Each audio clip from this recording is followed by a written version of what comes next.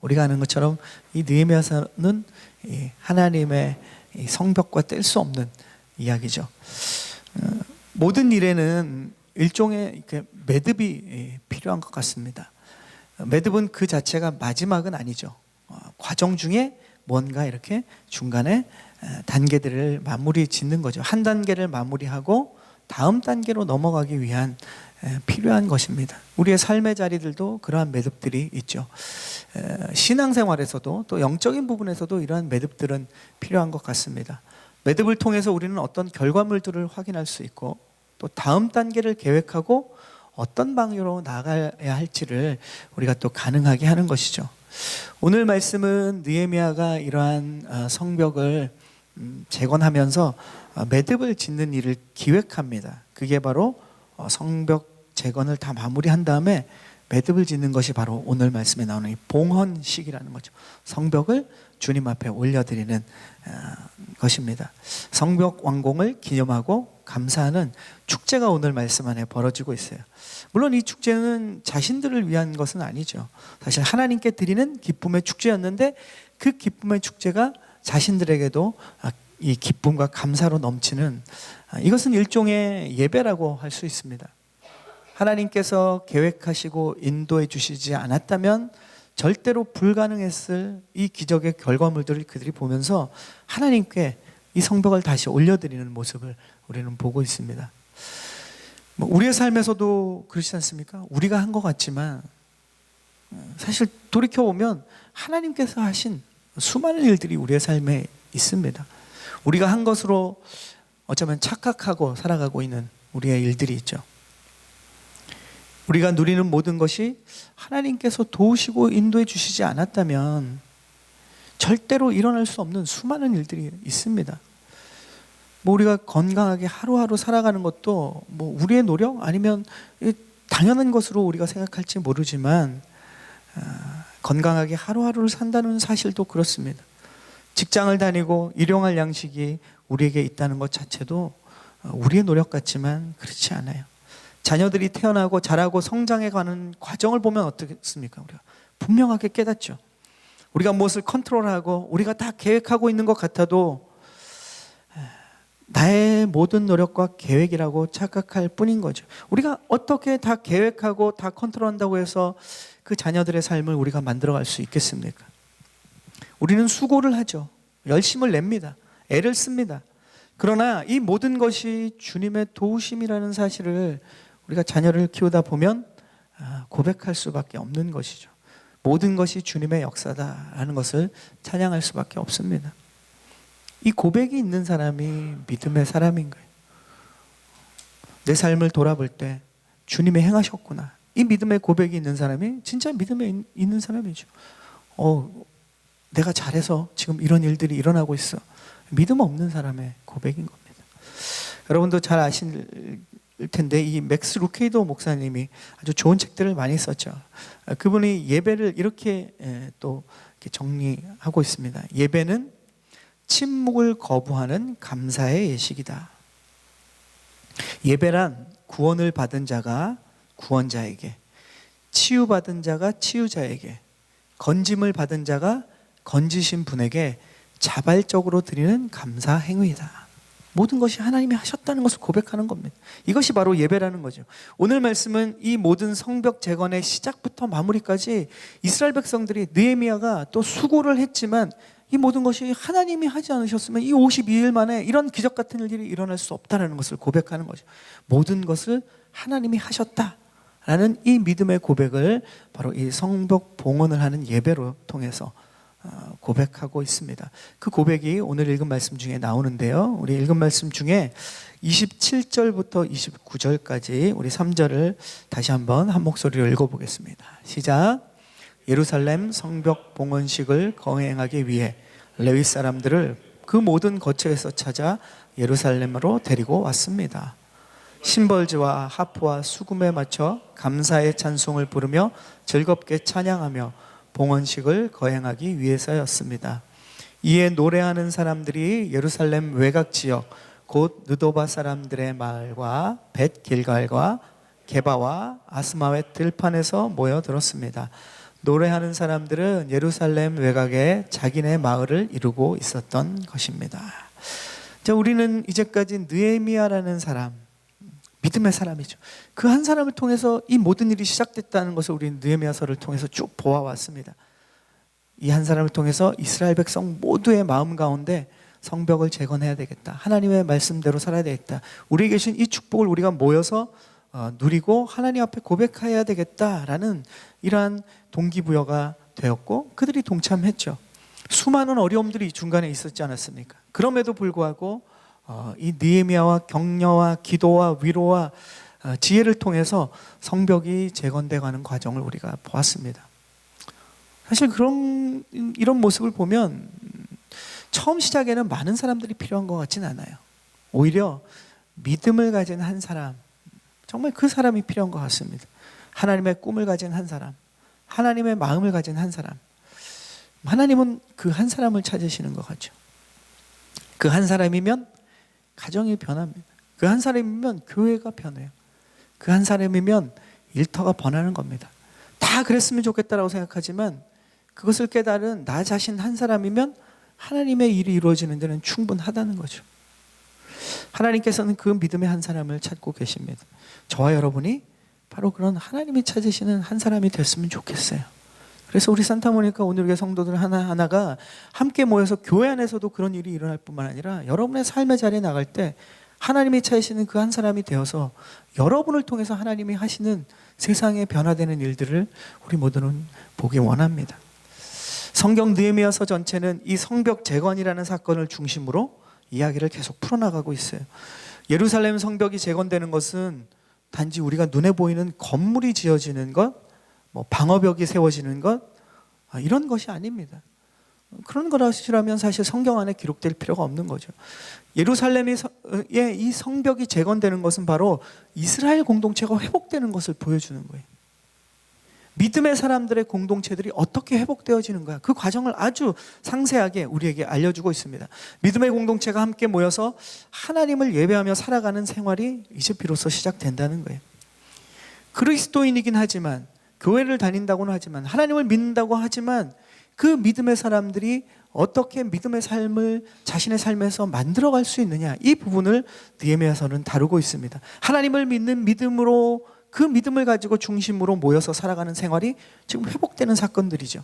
말씀을 따라 살아가는 이들이 이제 행동으로 그것을 보여주는 변화되는 놀라운 일들입니다. 우리의 삶에서도 이 느헤미야의 성벽 재건의 사건이 우리에게 날마다 일어나야 돼요. 나의 가정이 하나님을 예배하는 가정으로 모이게 될 때, 나의 교회가 하나님을 믿는 이 믿음을 중심으로 모이는 교회, 다른 것이 아니라 주님을 믿는 믿음으로 모이는 교회, 내 일터가 하나님의 말씀을 따라 살아가는 나의 행동으로, 변화된 행동의 나의 모습들이 일어나는 그러한 변화의 사건들이 일어나기를 원하는 것이죠. 그게 바로 느헤미야의 성벽 재건이 우리의 실제 삶에 일어나는 사건들이 되는 겁니다. 이제 느헤미야를 중심으로 이 모든 사역에 매듭을 짓는 성벽 봉헌, 이 예배가 진행되는데, 오늘 상황을 보면 느헤미야는 이렇게 얘기합니다. 레위인들을 각처에서 찾았다, 이렇게 얘기해요. 느헤미야가 지금 이 제사장과 레위인을 찾는데 각처에서 찾았다. 느헤미야는 왜 하나님을 섬기는 일을 해야 하는 이 사람들을 왜 각처에서 찾고 있을까요? 그 이유는 우리가 보았던 느헤미야서에 아주 잘 기록되어 있죠. 우선은 첫 번째는 이 이스라엘 백성들이 포로 생활에서 돌아왔지만 지금 성전과 예루살렘 성을 중심으로 모여 살지 않고 이방인 마을에 다 흩어져서 살지 않았습니까? 그러니까 여러 곳에서 찾아야 했죠. 또 한 가지 중요한 이유는 레위인들이 성전을 섬기면서 살아갈 수 있도록 그들은 기업이 없었어요. 하나님이 그들의 기업이었는데 그들에게 이 다른 11개의 지파 공동체가 하나님께 재정을 드리지 않아서 그들이 레위인으로서 하나님을 섬기며 살아갈 수가 없었죠. 그래서 지난 10장에서는 뭘 얘기합니까? 이스라엘 백성들이 자진해서 성전의 예물과 11조를 내기로 작정하고 실천한 사람들의 이름을 먼저 쫙 씁니다. 리더들을. 그리고 자진해서 결단한 내용들을 쭉 적었어요. 느헤미야가 그렇게 적었습니다. 근데 오늘 우리가 지금 12장의 뒷부분을 읽었지만 12장의 시작에는 이제 제사장들과 레위인들의 이름을 다 적습니다. 그리고 그들이 백성들이 낸 재정을 가지고 하나님을 전적으로 섬기는 일을 하는 사람들이 생겼다라는 것을 지금 느헤미야는 기록하고 있는 거예요. 하나님을 섬기는 일에 부름을 받은 사람들이 그 일에 전념해야 되는데 이제까지 그러지 못했다라는 현실을 보여주는 거죠. 그것은 신앙의 형식과 내용이 다 무너졌지만 그게 문제인지 모르고 살았던 이스라엘의 과거의 모습이었다는 거죠. 하나님께서 그들을 하나님의 백성으로 축복하시고 포로에서 회복시켜 주셨죠. 그리고 그들에게 땅도 다시 주셨죠. 삶의 터전도 다 주셨습니다. 그러나 정작 그들은 이 모든 축복을 주신 하나님께 집중하지 못했던 이제까지의 과거의 모습들을 느헤미야는 상세하게 기록하고 있습니다. 그리고 하나님을 섬기기 위해서 택함을 받은 레위 지파 사람들이 생계가 불가능해서 자기들이 먹고 살기 바빴고 하나님의 일을 소홀히 하고 있는 레위인들의 잘못된 모습도 느헤미야는 다 기록하고 있어요. 사실 이런 이스라엘의 문제는 처음부터 있었습니다. 아주 오래전에 이집트에서 이들이 이제 백성, 민족을 이루는 시작이 뭐냐면 노예로부터 그들은 백성, 민족을 이루었잖아요. 시작이 노예, 시작이 그들의 민족이라는 것이 시작 자체가 갇혀있는 사람들이었어요. 핍박받는 사람들이었어요. 근데 하나님께서 그들을 사랑하시고 그들을 이집트에서 건져주시지 않습니까? 그 노예 생활에 벗어나서 이제 그들의 소유가 되는 가나안 땅에 들어왔을 때부터 이 문제는 있었어요. 지금까지 느헤미야가 살던 이 시기까지 계속 반복되고 있는 겁니다. 사사기에 보면 희한한 사건이 하나 소개돼요. 사사기에 보면 정말 뭐 요즘 희한한 영화나 뭐 드라마 볼 필요 없습니다. 사사기 보면 그거보다 더 희한한 사건들이 다 나와요. 이스라엘 백성들이라고 해서 속칭 교회를 다니고 그리스도인이라고 해서 세상보다 더 엉망진창인 사건들이 사사기에 다 나옵니다. 하나님은 숨기지 않으시죠. 우리의 연약함들을 우리가 깨달을 때 변화되는 것을 알게 되는데 이 사사기에 보면 뭐 여러 가지 희한한 사건이 있지만 그 중에 미가라는 사람이 한 사람이 나와요. 이 미가라는 사람이 있는데 그의 어머니가 부자예요. 엄청난 갑부였나 봅니다. 그 당시에 사사기가 그렇게 그들의 이스라엘 백성들이 가나안 땅에 살면서 풍족했지만 굉장히 또 어려움들을 함께 겪고 있었거든요. 그런데 이 미가라는 사람의 어머니는 엄청 부자였나 봐요. 은 1100세겔을 어느 날 잃어버렸습니다. 은 1100세겔이 뭐 요즘으로 환산하면 이제 상상이 저희가 안 되지 않습니까? 그러니까 노동자의 20년치 월급이래요. 그럼 뭐 한 100만 불 넘지 않겠습니까? 엄청난 돈을 잃어버렸어요. 그런데 그 큰 돈을 다른 사람한테 도둑맞은 것이 아니라 성경은 뭐라고 얘기하면 그 아들 미가가 훔쳐갔다는 거예요. 돈을 잃어버린 미가의 어머니는 돈을 훔쳐간 사람이 아들인지도 모르고 저주를 합니다. 그런데 이 고대 근동에서는 저주라는 것이 굉장히 두려운 거거든요. 실질적인 영향이 있다고 믿었습니다. 스토리를 보면 이 미가의 어머니는 굉장히 영적인 사람이었고, 그러니까 비성경적으로 영적이고 주술적으로 영적인 사람이었어요. 그래서 저주를 내렸는데 이 아들인 미가가 이제 어머니 돈을 훔치고 살다가 이 내린 저주가 자꾸 두려운 거예요. 그래서 견디지 못해서 어머니에게 이실직고를 합니다. 뭐 어머니라고 불렀는지 엄마라고 불렀는지 모르겠죠. 그래서 엄마 살려주세요. 내가 사실 엄마 돈 그 100만 불 이상을 제가 훔쳤습니다. 고백합니다. 그러니까 어머니가 또 쿨하셔요. 네. 그래서 그래? 네가 훔쳤어? 오케이, 내가 용서해 줄게. 여기서 끝나면 되는데 이 미가의 어머니가 뭐라고 하냐면 자, 이 돈을 줄 테니까 하나님께서 찾아주신 것이다. 어떻게 좋은 것 같아요? 하나님께서 찾아준 것이니까 이거 가지고 네가 뭘 할 거냐면 신상을 만들어라. 우상을 만들라 그래. 그리고 하나님을 경배하라. 되게 지금 보면 이상하죠. 사사기는 그런 시대였어요.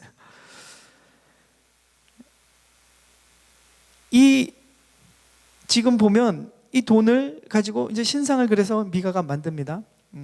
근데 이 사건은 그 사사기에만 일어난 것이 아니라 사실 사사기 전에 아까 얘기한 출애굽 때부터 이스라엘 백성들이 하던 일들이에요. 이스라엘 백성들이 그 애굽에서 하나님께서 10가지 재앙과 기적을 통해서 이스라엘의 신들과 바로와 이스라엘 군사들을 다 물리쳐 주시고 이 노예 생활부터 시작된 이 이스라엘 민족을 구해 주시는데 그들이 나올 때 이집트 백성들이 자신들이 가진 이러한 금과 은과 보석들을 주면서 제발 나가라고 우리를 떠나달라고 이렇게 합니다. 그 뭐 자신들이 노력한 것이 아니죠. 거저 얻은 이 보물을 가지고 그들이 처음 뭘 하냐면 광야에서 그것을 부어서 황금 송아지를 만듭니다. 금송아지를 만들고 이것이 우리를 애굽에서 이집트에서 구해준 여호와 하나님이다 이러고 예배하기 시작했죠. 이것은 이스라엘의 시작부터 일어났는데 사사기에 똑같이 그것이 반복됩니다. 미가는 이 우상을 여호와로 섬기면서 거기서 끝난 것이 아니라 자기 아들을 이제 제사장으로 삼았습니다. 이 우상을 섬기고 잘 또 여호와를 모셔라 이렇게 제사장으로 삼았어요. 그리고 나서 그 사사기는 계속 이어지는데 어떤 한 레위 청년, 레위인이라면 이제 12지파 중에 하나님을 섬기는 그러한 지파죠. 선택된 지파입니다. 레위인 한 청년이 베들레헴으로 와서 떠돕니다. 떠돌다가 이 미가의 집에 당도하게 돼요. 그리고 와 보니까 미가가 너 레위인이야? 그러면 제사에 대해서 예배에 대해서 좀 알겠네. 너 내가 월급 줄 테니까 너 우리 집에 제사장이 되라. 집에 자기 가정에. 그리고 이 신상을 잘 섬기라 이렇게 됩니다. 또 이 젊은 청년이 그걸 또 잘 받아들이네요. 그리고 거기서 이제 그 개인 집에 제사장이 됩니다. 그러니까 미가가 이런 얘기를 해요. 이제 그 청년에게 이 제사장직을 물려주면서 이제 하나님이 나에게 복을 줄 것이다 이렇게 얘기합니다. 내 인생 이제 대박 날 거라는 거죠. 제대로 된 제사장을 갖췄다라고 생각하는 거죠. 미가는 어머니의 돈을 자기 것으로 만들려고 한 이런 도둑일 뿐만 아니라 하나님도 자기 것으로 만들려고 한 거죠. 그리고 그 섬기는 제사장도 자기 것으로 만들려고 한 것입니다. 그리고 하나님께서 나에게 복을 주실 것이다. 참 무지몽매한 것 같지만 이것이 이스라엘의 모습이고 이 사건은 요즘 이 시대의 교회의 모습도 이런 모습들이 보입니다. 남의 것을 자기 것으로 만들고 하나님도 자기 소유로 만드는, 교회도 목회자도 자기 소유로 만드는 이러한 모습이죠. 이것을 사사기 17장에서는 우리가 아는 것처럼 사사기의 핵심 구절이죠. 그때는 이스라엘에 왕이 없었으므로 자기 소견대로 옳게 행하였도다. 그 말이 이 사건의 중심에 딱 들어가 있습니다. 하나님이 말씀하시는 거죠. 그러니까 그때 이스라엘에서는 하나님을 왕으로 생각하지 않았기 때문에 자기 좋은 대로 하고 거기서 멈추는 것이 아니라 그리고 자기가 옳대요. 근데 이 시대도 그런 모습들이 얼마나 많이 있습니까? 말씀을 중심으로 하나님이 우리에게 말씀하시는 것을 듣는 것이 아니라 내가 만든 하나님을 내가 옳다라고 얘기하고 내가 만든 신앙을 내가 옳다라고 하는 그러한 모습들이 이 시대에도 있습니다. 이것은 너나 할 것 없이 저와 여러분을 포함한 모든 그리스도인들이 가장 경계하고 하나님 앞에 기도해야 될 부분이라는 것입니다. 지금 우리가 큐티하고 있는 계시록에도 보면 7교회 중에 4대 교회에게 예수님께서 이렇게 얘기하십니다. 너가 믿음이 있다고 살아있다고 얘기하지만 아니다, 넌 죽어있다. 착각하는 신앙인들이, 착각하는 그리스도인들이, 착각하는 교회를 다니는 사람들이 많다라는 거예요. 우리는 이것을 항상 말씀 앞에 비춰보고 기도 안에서 겸손히 주님 앞에 나아가 정말 내 삶의 주인이 나입니까? 주님입니까? 내가 믿는 하나님이 나를 선택하신 것입니까? 내가 하나님을 만들고 지금 내가 조정하고 있는 것입니까? 끊임없이 우리는 말씀 앞에 기도 앞에 이것을 주님 앞에 고백해야 되는 거죠. 그런데 오늘은 사사기를 이 사건을 계속 얘기하려고 하는데 이 사사기의 미가의 신상 사건은 여기서 끝나지 않아요. 왜냐하면 영적으로 이것은 우리에게 시사하는 바가 너무 크기 때문에 이 사건이 사사기에 굉장히 아주 긴 설명으로 우리에게 말하고 있습니다. 자, 여기서 이제 그 미가의 집에서 그 제사장이 이제 개인 제사장으로서 거기서 이제 잘 먹고 잘 살고 자자손손이 아니라 하여튼 잘 하고 있는데 이제 어느 날 또 다른 12지파 중에 단지파라는 지파가 있습니다. 그 지파의 600여 명의 용사가, 군인들이죠. 600여 명의 용사가 그 미가의 집을 지나게 됐어요. 그리고 딱 보니까 요즘 찾기 힘든 제사장이 여기 있네. 레위기 청년과 그 우상을 본 거예요, 신상을. 그리고 스카우트해 갑니다. 돈도 안 주고 그냥 데려가 버려요. 그러니까 미가는 어떻습니까? 우리 집이 이 사람과 이 우상 때문에 지금 내가 한참 복을 받아야 되는데 뺏어가니까 가만히 있겠어요? 항의를 하죠. 그랬더니 600여 명의 군사들이 힘이 있지 않습니까? 위협해버리고 찍소리 못하게 하고 데려가 버렸어요. 그리고 단지파가 빼앗은 그 지역에 자기들이 살면서 거기에 이 청년 제사장과 우상을 두고 자기네 모여있는 그 공동체의 복을 빌게 만듭니다. 근데 이 청년 제사장의 이름이 누구인지 설명을 안 해요. 그러면 끝까지 안 해야 되는데 성경은 의도적으로 맨 마지막에 이 청년이 누군지를 밝힙니다.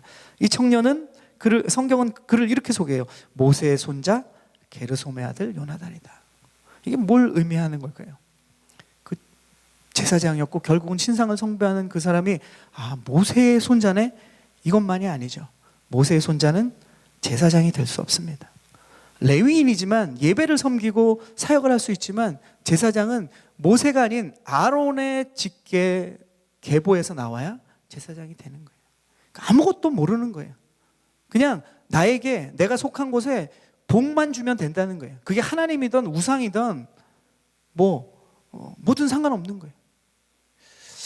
이 시대를 살아가는 그리스도인들에게 어쩌면 저와 여러분에게 삶의 자리에서 우리는 이런 유혹들을 마주칠 때가 있습니다. 때로는 내가 꼭 하나님이어야 될 필요가 있나? 내가 잘 되고 내가 복 받는 거면 굳이 하나님이 아니어도, 아니면 하나님은 넘버 2, 아니면 사이드로 우리에게 이런 유혹들이, 이런 충돌들이 항상 일어난다는 거예요. 사사기는 그러한 우리의 민낯, 우리의 속마음을 그대로 보여주고 있는 겁니다. 이것이 이스라엘 백성들이 하나님을 왕으로 모시지 않고 자기들이 왕이 되어서 자기 좋은 대로 자기가 옳다고 생각하고 믿음 생활이라고 한 행동의 결과들을 보여주는 거죠. 그들은 총체적인 문제입니다. 그리고 이 시대의 문제이기도 하지만 지금 느헤미야에서 저희가 말씀을 나누면서 하는 이유는 느헤미야가 이 개혁을 시작하기 전에 이스라엘 백성들의 모습도 똑같았다는 거죠. 성경에 되풀이되는 이스라엘 역사에 보면 이스라엘 백성들은 하나님을 예배하는 일을 하찮게 여길 때가 있었어요. 그들의 시기마다. 어쩌면 더 많았죠. 그런 시기. 그런데 하나님을 예배하는 일, 하나님을 자신들의 삶의 중심으로 놓는 일을 중요시 여기지 않을 때마다 그들에게는 엄청난 문제들이 일어났다는 거예요. 예배 형식과 내용에 충실하지 않고 헌신하지 않을 때 그들의 공동체 안에 항상 문제가 일어났어요. 그 사역에 헌신해야 되는 사람들이 정신을 못 차릴 때, 영적인 리더들이 정신을 못 차릴 때 문제가 항상 일어났다는 거죠. 이런 문제는 결국 고스란히 이스라엘 백성들 자신에게 부메랑으로 돌아왔습니다. 쓴 것을 심었으니까 그들이 쓴 것을 먹을 수밖에 없는 거죠. 이런 일들은 처음부터 이스라엘 백성이라는 그들이 공동체를 이룬 처음부터 계속 지금 반복되어 오는 일입니다. 이집트의 노예에 해방돼서 가나안 땅의 소유주로 살았을 때나 지금 바벨론의 포로에서 해방돼서 다시 가나안 땅에 와서 소유주로 살게 해줬는데 하나님이 문제는 항상 또 반복되고 있는 거예요. 사람들의 잘못은 비슷하게 항상 반복되죠. 저와 여러분의 죄와 잘못도 보면 새로운 죄를 짓지 않습니다. 우리는 짓던 죄를 계속 반복하는 거예요. 비슷한 것들을 항상 반복하는 거죠. 그런데 지금 느헤미야는 이런 현실에 개혁의 바람을 일으키고 있는 거예요. 각처에서 레위인들을 불러다가 이제 그들이 해야 했던 일들을 다시 할 수 있도록 형식과 내용을 만들고 예배를 회복시키고 재정도 마련하고 레위인들을 불러다가 정신 차리게 하고 하나님을 예배하라라고 얘기하는 거죠. 30절에 보면 느헤미야는 이렇게 기록하고 있습니다. 30절에 보면 제사장들과 레위 사람들은 스스로 정결 의식을 치른 뒤 백성들과 성문들과 성벽을 정결하게 했습니다. 제사장들이 정신을 차려야 한 거죠. 환경이 안 된다고 하나님의 섬기는 일을 등한시하고 백성들의 믿음으로 살지 못하는 모습들을 방관했던 죄들에 대해서 그들이 지금 정결의식을 치르는 거예요. 그리고 하나님을 찬양하기 위해서는 그들의 연약함이 있기 때문에 먼저 또 죄가 있기 때문에 정결의식을 치르고 하나님 앞에 이 예배를 향해 나가는 거죠. 또 이 정결의식은 무엇보다도 성벽 재건의 모든 기적의 주인공이 하나님이시라는 것을 고백하는 이제 예배를 해야 되기 때문에 지금 정결의식을 치르고 있습니다. 그리고 그들 레위인들과 이 제사장들 뿐만 아니라 성문과 성벽까지 지금 정결의식을 치러요. 왜냐?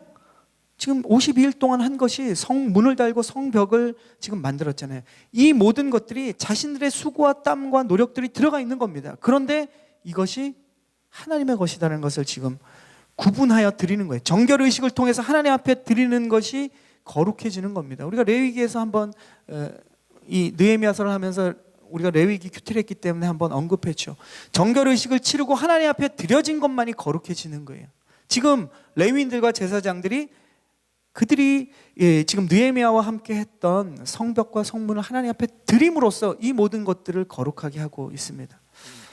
그리고 마지막으로 지금 어떤 일이 일어나냐? 이 모든 것을 진행하는 과정 속에서 하나님을 큰 소리로 찬양하고 있다는 거죠. 이 모든 것의 주체가 되고 영광을 받으실 분이 주님이시고 이 모든 것이 주님의 역사였기 때문에 그렇습니다. 그래서 이제 마지막 3절을 기록하고 있는데 우리 43절 한번 한 목소리로 읽어보겠습니다. 43절 시작. 또한 그들은 그날 희생 제사를 크게 드리고 즐거워했습니다. 하나님께서 그들에게 큰 기쁨을 주셨기 때문입니다. 아내들과 어린아이들도 즐거워했습니다. 그리하여 예루살렘에서 즐거워하는 소리가 멀리까지 들렸습니다. 자, 이스라엘 백성들이 지금 희생제사 예배를 크게 드릴 때 하나님께서 그들에게 큰 기쁨을 주셨다는 거죠. 이스라엘의 기쁨이 넘쳤을 때는 언제입니까? 성경 안에서 하나님이 그들에게 기쁨을 줄 때는 언제입니까? 그들이 하나님 중심으로 모였을 때예요. 그래서 예배가 중요한 거예요. 저번에도 말씀드렸지만 예배가 우리에게 예배를 안 드리면 무슨 재앙이 일어나기 때문에 그런 것이 아니라 예배라는 것은 우리의 삶의 중심이 하나님이라는 것을 고백하는 아주 적극적인 우리의 믿음의 반응이라는 것이에요. 광야에서 이스라엘이 처음 하나님을 예배하기 시작했을 때 성막을 지었죠. 그리고 그 성소가 있는 성막을 하나님이 뭐라고 하십니까? 이스라엘의 진중에 두어라는 거예요. 이스라엘 백성들이 모여 사는 제일 중심에다가 이 하나님의 성소를 두라는 겁니다. 무슨 얘기입니까? 생활의 중심에 주님이 있어야 그들에게 진정한 기쁨이 있고 진정한 회복이 있다는 거예요. 다윗의 시대에 하나님의 성막을 다윗이 어디다 갖다 둡니까? 왕궁에다 주죠. 이 모든 이스라엘을 다스리는 중심에 하나님이 계셔야 된다. 그것을 다윗의 장막이라고 부르지 않습니까? 솔로몬은 성전을 따로 두어서 이스라엘의 전체의 중심에 하나님이 예배받으실 수 있도록 했습니다. 그리고 지금 이스라엘 백성들이 포로로 갔다가 다시 돌아와서 지금 100여 년 넘게 성전을 회복하고 지금 느헤미야 때의 성벽이 재건돼서 이제 이스라엘의 중심에 하나님이 다시 거하실 수 있도록 회복이 일어난 겁니다. 그래서 단지 느헤미야서는 어떤 이스라엘 역사에 성벽이 건축되었구나라는 이런 의미가 아니라 이스라엘 백성들, 하나님의 백성들 사이에 하나님이 다시금 중심에 자리 잡은 거예요. 저와 여러분의 삶은 어떻습니까? 하나님은 어디에 계십니까? 내 삶의 계획 가운데 하나님이 중심에 계십니까? 우리의 가정의 중심에 하나님이 계십니까? 우리 교회에 우리가 예배를 드리고 우리가 순나눔을 하고 우리가 믿음으로 살아갈 때 정말 우리의 교회 산타모니카 온누리교회 중심에 하나님이 계시는 겁니까? 주님이 중심이 계시는 곳마다 어떤 일이 일어납니까? 참된 기쁨과 회복이 일어난다는 거예요. 주님을 우리의 삶의 중심에서 외곽으로 밀어낼 때마다 우리는 어려움을 겪게 되는 거예요. 그것은 하나님이 우리에게 어려움을 주는 것이 아니라 우리가 그 어려움을 우리의 삶의 중심으로 갖다가 놓는 거예요. 오늘 이들이 하나님을 중심으로 모여서 살기 시작하고 이 모든 예배를 드리는 날은 바로 축제의 날이었습니다. 그래서 그들 모두가 기뻐하고 즐거워하는 날이 됐어요. 43절에 이 기쁨과 축제의 소리가 어떻게 되느냐? 아주 멀리까지 들렸다라고 성경은 느헤미야는 지금 기록하고 있습니다. 하나님을 중심으로 가정이 모이는 날, 이 날이 진정한 축제고 기쁨의 날인 거예요. 하나님을 예배하는 것을 제일 중요하게 생각하는 교회가 예배하는 날이 가장 축제의 날이고 기쁨이 있는 날입니다. 하나님이 내 삶의 주인님을 고백하는 생활, 하루하루 바로 그날이 축제의 날이 되는 줄로 믿습니다. 바로 그날이 주님의 날이에요. 주님의 날은 따로 있는 것이 아닙니다. 우리의 삶에 믿음으로 우리의 삶의 중심에 주님을 모셔드릴 때 그때가 주님께 영광을 돌리는 날이고 주의 날이 되는 거죠. 바로 그날의 기쁨이 우리의 삶의 현장과 주위에 그리고 멀리까지 들려지는 데에 주님은 우리를 소유하시고 우리를 사용하시기 원하십니다. 오늘 우리의 예배가 그런 예배가 될 줄로 믿습니다. 그리고 날마다 성도 여러분의 생활이 이 축제의 현장이 되기를 주님은 기대하시고 축복하시고 한 주도 여러분의 삶의 자리로 파송하시는 줄로 믿습니다. 한 주간도 이 말씀 묵상하시면서 이 말씀 붙잡고 내 삶에, 내 가정에, 우리 자녀의, 나의 일터에, 나의 미래에 주님이 중심이 되기를 원합니다. 주님 오시옵소서. 이 믿음으로 살아가는 우리 모두가 되기를 주님의 이름으로 축원합니다. 아멘.